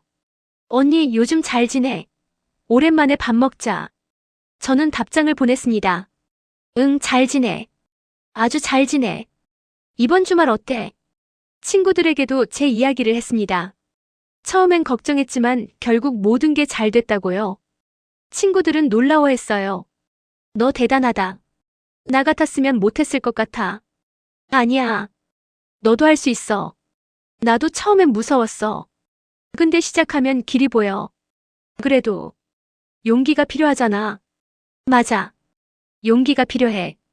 하지만 참고 사는 것보다는 한번 싸워보는 게 나아. 내가 경험으로 말하는 거야. 집에 도착했습니다. 작은 아파트였지만 이제는 진짜 제 안식처처럼 느껴졌어요. 예전에는 회사의 연장선 같았는데 이제는 완전히 분리되었습니다. 샤워를 하고 소파에 앉아 TV를 켰습니다. 뉴스에서 직장 내 괴롭힘에 관한 특집을 하고 있었어요.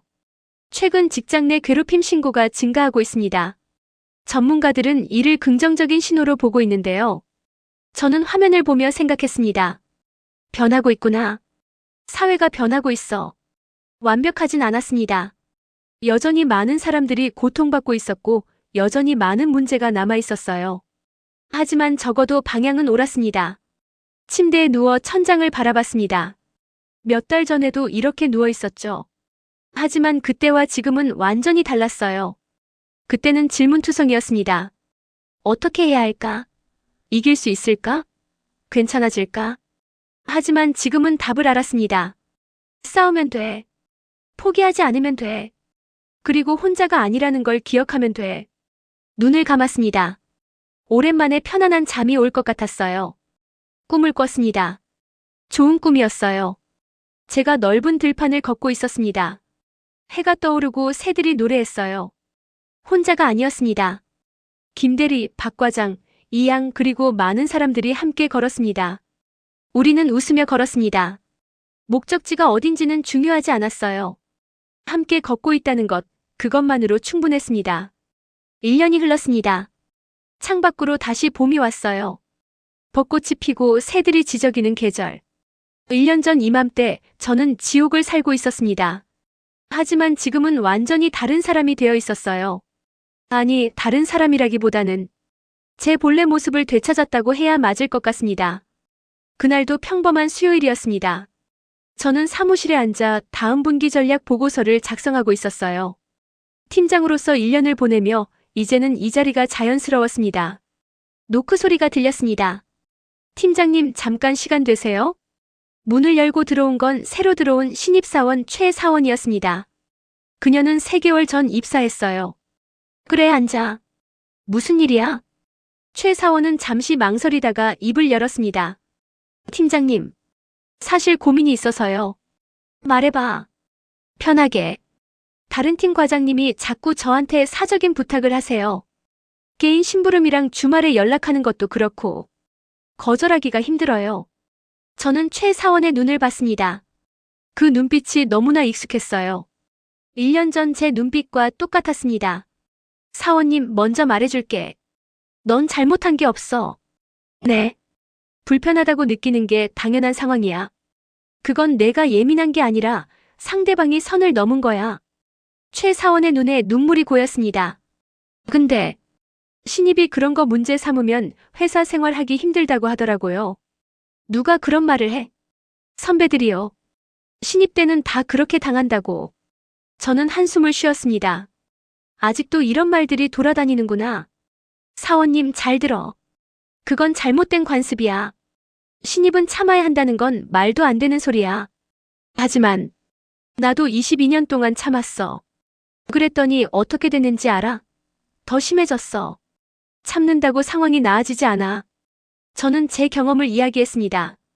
물론 구체적인 디테일은 빼고요. 하지만 핵심은 전했습니다. 그래서 내가 말하고 싶은 건 지금 당장 말해야 한다는 거야. 시간이 지나면 더 어려워져. 어떻게 말해야 하죠? 일단 그 과장님한테 분명하게 선을 긋는 거야. 사적인 부탁은 받기 어렵습니다라고. 그래도 계속되면 그때는 공식적으로 문제 제기를 해야 해. 혼자서요? 아니, 혼자가 아니야. 내가 도와줄게. 인사팀도 있고 감사팀도 있어. 우리 회사는 이제 달라졌어. 피해자를 보호하는 시스템이 있다고. 최 사원은 고개를 끄덕였습니다. 팀장님, 감사합니다. 용기가 좀 생기는 것 같아요. 천천히 해. 내가 편한 속도로. 하지만 기억해. 참는 게 미덕이 아니야. 말하는 게 용기야. 최 사원이 나간 후 저는 창밖을 바라봤습니다. 아직도 갈 길이 멀구나. 1년 동안 많은 게 바뀌었지만 여전히 바꿔야 할 게 많았습니다. 최 사원 같은 신입들이 여전히 같은 고민을 하고 있었으니까요. 하지만 달랐습니다. 예전에는 혼자 고민하다가 포기했을 일들을 이제는 도움을 청하고 해결하고 있었어요. 시스템이 작동하고 있었습니다. 그날 저녁 저는 특별한 약속이 있었습니다. 직장 내 괴롭힘 피해자 모임. 3개월에 한 번씩 모이는 자조 모임이었어요. 카페에 도착하니 이미 몇 명이 와 있었습니다. 다양한 회사, 다양한 나이의 사람들. 하지만 한 가지는 공통적이었어요. 모두 비슷한 아픔을 겪었다는 것. 안녕하세요. 처음 오는데 긴장되네요. 새로운 참가자가 말했습니다. 30대 초반으로 보이는 남자였어요. 편하게 앉으세요. 여기는 안전한 공간이에요. 제가 말했습니다. 저는 이응이응이응이라고 합니다. 저도 작년에 비슷한 일을 겪었어요. 모임이 시작되었습니다. 각자의 이야기를 나눴어요. 어떤 일을 겪었는지, 어떻게 대응했는지, 지금은 어떤지. 저는 결국 회사를 그만뒀어요. 싸우다가 지쳐서요. 한 참가자가 말했습니다. 하지만 후회는 안 해요. 최소한 제 목소리를 냈으니까요. 저는 아직 싸우는 중이에요. 조사가 진행되고 있는데 결과가 어떻게 나올지 불안해요. 또 다른 참가자가 말했습니다. 불안한 게 당연해요. 저도 그랬어요. 제가 말했습니다. 하지만 포기하지 마세요. 과정이 힘들어도 끝까지 가세요. 그게 나중에 후회 없는 선택이 될 거예요. 팀장님은 이기셨잖아요. 어떻게 그렇게 용기를 낼 수 있었어요? 용기라기보다는 절박함이었어요. 더 이상은 못 참겠다는. 그리고 혼자가 아니라는 걸 알았을 때 힘이 났어요. 혼자가 아니라는 게 뭔가요? 제 곁에 동료들이 있었어요. 김대리, 박 과장, 이양. 그리고 변호사님, 감사팀. 많은 사람들이 저를 도와줬어요. 저는 참가자들을 둘러봤습니다. 여기 계신 여러분도 마찬가지예요. 우리는 혼자가 아니에요. 이렇게 모여서 서로를 지지하고 있잖아요. 모임이 끝나고 집으로 가는 길. 저는 많은 생각을 했습니다. 내가 지난 1년 동안 배운 게 뭘까? 첫째, 침묵은 해결책이 아니라는 것. 참는다고 상황이 나아지지 않습니다. 오히려 더 악화될 뿐이에요. 둘째, 혼자가 아니라는 것. 비슷한 고통을 겪는 사람들이 생각보다 많습니다. 용기를 내면 도움의 손길이 나타나요. 셋째, 변화는 가능하다는 것. 한 사람의 용기가 조직 전체를 바꿀 수 있습니다. 제가 그 증거였으니까요. 넷째, 싸움은 끝이 아니라 시작이라는 것. 이긴다고 모든 게 끝나는 게 아니에요. 그 이유가 더 중요합니다. 어떤 리더가 될 것인지, 어떤 문화를 만들 것인지. 집에 도착해 노트북을 켰습니다. 제가 요즘 하고 있는 일이 하나 더 있었어요. 블로그를 시작한 겁니다. 직장인의 생존 일기라는 제목으로 제 경험을 나누고 있었습니다. 물론 익명으로요.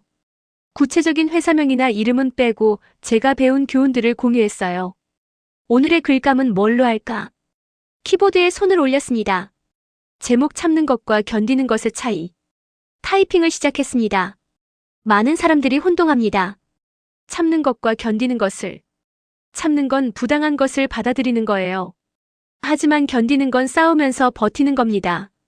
우리에게 필요한 건 참을성이 아니라 인내심입니다. 정의를 위해 싸우면서 버티는 힘 말이에요. 블로그에는 많은 댓글이 달렸습니다. 저도 비슷한 상황인데 위로가 됐어요. 용기를 내서 신고했습니다. 글 읽고 결심했어요. 감사합니다. 제 상황이 비정상적인 게 맞았네요. 댓글들을 읽으며 저는 보람을 느꼈습니다. 제 경험이 누군가에게 도움이 되고 있었으니까요. 다음 날 아침 팀 회의가 있었습니다. 자, 다들 모였죠? 이번 주 주요 안건을 공유할게요. 회의를 진행하며 저는 팀원들의 얼굴을 봤습니다. 김 대리는 이제 과장 승진을 앞두고 있었어요. 박 과장은 내년에 차장이 됩니다. 이양은 더 이상 신입이 아니었고 최 사원은 적응 중이었죠. 모두가 각자의 자리에서 성장하고 있었습니다. 두려움 없이 자신감을 가지고. 팀장님, 제안 하나 해도 될까요? 이양이 손을 들었습니다. 그래, 말해봐. 우리 팀에서 멘토링 프로그램을 만들면 어떨까요? 선배가 후배를 체계적으로 도와주는 거요. 좋은 생각이네. 구체적으로 어떻게 하면 될까? 팀원들이 하나둘 의견을 보탰습니다. 활발한 토론이 이어졌어요. 이것이 건강한 조직의 모습이었습니다. 회의가 끝나고 점심시간. 저는 혼자 옥상으로 올라갔습니다. 바람을 쏘이고 싶었어요. 옥상에서 서울 시내가 내려다 보였습니다. 수많은 빌딩들, 그 안에 수많은 사람들. 그들 중 몇 명이나 저와 비슷한 고통을 겪고 있을까요? 하지만 저는 희망을 느꼈습니다. 왜냐하면 변화가 시작되고 있었으니까요. 느리지만 확실하게. 핸드폰으로 사진을 한 장 찍었습니다. 서울의 스카이라인. 그리고 SNS에 올렸어요. 1년 전 오늘 저는 이 풍경을 보며 절망했습니다. 하지만 지금은 희망을 봅니다. 세상은 변합니다. 우리가 변화시킬 수 있습니다. 해시태그 직장 내괴롭힘 해시태그 변화는 가능하다. 좋아요가 하나둘 늘어났습니다. 댓글도 달렸어요. 응원합니다. 저도 용기 내볼게요. 감사합니다. 저는 미소를 지었습니다. 퇴근 시간. 저는 가방을 챙기며 팀원들에게 말했습니다. 다들 오늘도 수고했어. 내일 봐. 팀장님도 퇴근 조심히 하세요. 회사를 나서며 저는 뒤돌아봤습니다. 1년 전만 해도 이 건물이 감옥처럼 느껴졌어요. 하지만 지금은 달랐습니다. 제가 바꾼 공간, 제가 만든 변화가 살아 숨쉬는 곳이었습니다. 집으로 가는 길 공원을 지나며 벤치에 앉았습니다. 석양이 지고 있었어요. 아름다웠습니다. 여기까지 오느라 정말 힘들었어. 하지만 후회는 없었습니다. 오히려 자랑스러웠어요. 제가 싸웠다는 것, 포기하지 않았다는 것, 그리고 변화를 만들었다는 것. 핸드폰을 꺼내 메모를 적었습니다. 언젠가 누군가에게 전하고 싶은 말들이었어요. 만약 당신이 지금 직장에서 부당한 대우를 받고 있다면 이 말을 기억하세요. 첫째, 당신은 잘못하지 않았습니다. 참지 못해서가 아니라 상대방이 잘못한 겁니다. 둘째, 당신은 혼자가 아닙니다. 비슷한 고통을 겪는 사람들이 있고 도와줄 사람들도 있습니다. 셋째, 변화는 가능합니다. 한 사람의 용기가 세상을 바꿀 수 있습니다. 넷째, 지금 당장 행동하세요. 기록하고 증거를 모으고 도움을 요청하세요. 다섯째, 포기하지 마세요. 과정이 힘들어도 끝까지 가세요. 그리고 마지막으로 이긴 후에도 기억하세요. 당신이 받은 상처를 다른 사람에게 주지 말라는 것을. 메모를 저장하고 저는 하늘을 올려다봤습니다. 별이 하나둘 나타나기 시작했습니다. 어둠 속에서도 빛은 있었어요. 제 인생도 그랬습니다. 가장 어두웠던 순간에도 희망의 별은 있었습니다. 김대리라는 별, 박 과장이라는 별, 변호사님이라는 별, 감사팀이라는 별. 그리고 이제 저도 누군가에게 별이 되고 싶었습니다. 어둠 속에서 길을 잃은 사람들에게 작은 빛이 되고 싶었어요. 집으로 걸어가며 저는 생각했습니다. 새로운 균형을 찾았구나. 과거의 상처와 현재의 평화 사이에서. 과거를 부정하지 않습니다. 그 고통이 저를 만들었으니까요. 하지만 과거에 갇히지도 않습니다. 현재를 살고 미래를 만들어갑니다. 문을 열고 집에 들어갔습니다. 따뜻한 불빛이 저를 맞았어요. 집이야. 진짜 집. 이제 이곳은 단순한 잠자는 공간이 아니었습니다. 제가 온전히 저 자신일 수 있는 곳이었어요. 소파에 앉아 차를 한 잔 끓였습니다. 따뜻한 차를 마시며 창밖을 봤어요. 도시의 불빛들이 반짝였습니다. 저 빛들 뒤에도 수많은 이야기가 있겠죠. 기쁨과 슬픔, 희망과 절망. 하지만 저는 믿습니다. 한 사람 한 사람이 용기를 내면 세상은 조금씩 나아진다고요. 제가 그 증거니까요. 여러분, 긴 이야기를 끝까지 들어주셔서 감사합니다. 이 이야기는 한 명의 40대 여성 차장의 이야기였지만 동시에 우리 모두의 이야기일 수 있습니다. 혹시 여러분도 지금 비슷한 상황에 계신가요? 참기 힘든 상사, 부당한 대우, 끝없는 괴롭힘. 제가 감히 말씀드립니다. 참는 게 답이 아닙니다. 기록하세요. 증거를 모으세요. 도움을 요청하세요. 그리고 싸우세요. 쉽지 않을 겁니다. 때로는 더 힘들어질 수도 있어요. 하지만 끝까지 가면 반드시 빛이 있습니다. 그리고 기억하세요. 여러분은 혼자가 아닙니다. 이 영상이 도움이 되셨다면 구독과 좋아요 부탁드립니다. 여러분의 응원이 더 많은 이야기를 나눌 수 있는 힘이 됩니다. 다음에 또 만나요. 여러분 모두 행복하시길 바랍니다. 감사합니다.